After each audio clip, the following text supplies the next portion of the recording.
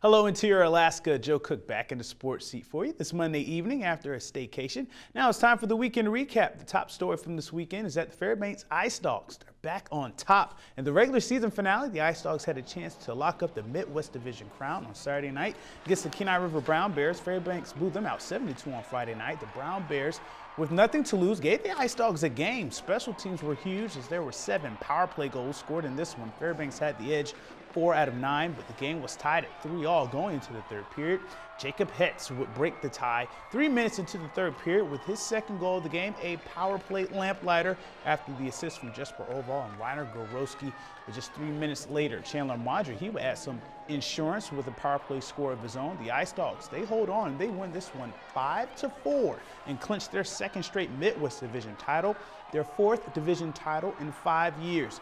Fairbanks ends the season with a 40-16-4 record. The Ice Dogs had more wins to earn the tiebreaker over the Wilderness. Now the Ice Dogs will host the Minnesota Magicians in the first round of the division playoffs. I think that last period really showed what we're capable of and what we can do for 3 periods. So I think it's a great stepping stone and for getting ready for playoffs. Even though we were able to have a fair amount of success against Kenai this year, they just push us every single game. They compete and they're physical. So it was a playoff type atmosphere tonight, and that should get us ready for playoffs, I imagine. We the boys are all happy about it. It's a good accomplishment right now, but that's not what we want in the end result. So we're focused on the big one, so we're ready to go. And sticking with hockey, 3 local teams competed for national titles over the weekend. Today was the girls' Tier 2 U16 Toyota USA Hockey National Championship in Lansing, Michigan.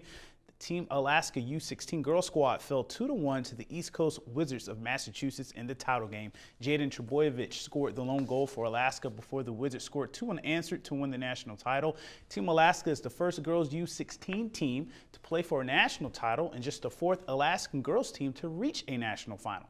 Sunday, the Icebreakers U19 team lost 3-2 in triple overtime in the semifinals to Marquette, Michigan, and the U18 Arctic Lions boys team. They finished 0-3. A couple of skiers accomplished signature feats in the 28th Denali State Bank Sawknot Kazoo. Saturday, over 260 skiers set out on the 20K, 40K, and 50K courses in the downtown Fairbanks on Chena River. The crews were able to keep trails intact despite some open water and thin ice in some areas. West Valley sophomore Jenna DeFalco, she repeats as the women's 20K champion, finishing in 52 minutes 43.5 seconds. And the women's 50K freestyle, former UAF skier Rebecca Con-Isney won back-to-back titles. She's the first to repeat since Melissa Lewis did it in 2006. Lewis was this year's runner-up. Peter Leonard, as you just see there, he won by a hair in the men's 20K. He won by 0.7 seconds over Ty Donaldson. Benjamin Koenig was 1 second off the leader, and Colin Leese, he finished just 3.2 seconds behind the leader. Quinn Vinlove, he won the men's 40K. Jack Novak won the 50K race. Cindy Freestone took the women's 40K, and Peter Abraham is your 50K Classic winner. Elisa Stubby won the women's 50K Classic. I'm pretty happy with it. It was fun to race with those other 3 boys that I don't normally race with, and it was pretty tough, especially in the last couple K. Looks like a group of 5 of us formed by about 6K and traded leads and just were ripping down the trail. And it was, one for the ages, I think, out there. And now we wrap up the Sportscast with this week's edition of the I-5 Interior Top 5 Plays.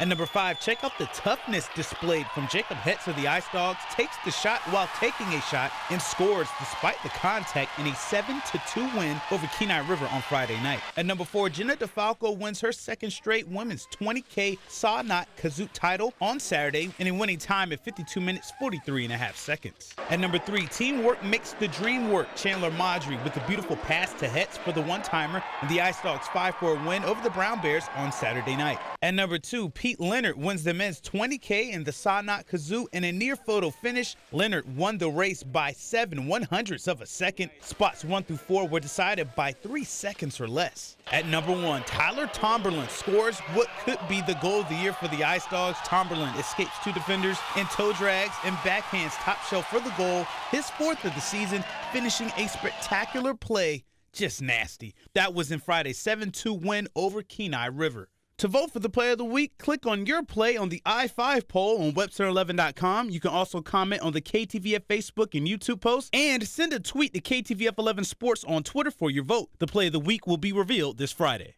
The I-5 Sports Report is brought to you by Adient Orthopedic Physical Therapy. And that was really nice. And that'll do it for sports tonight. Mike Schultz is next with your full weather forecast, and we'll catch you next time.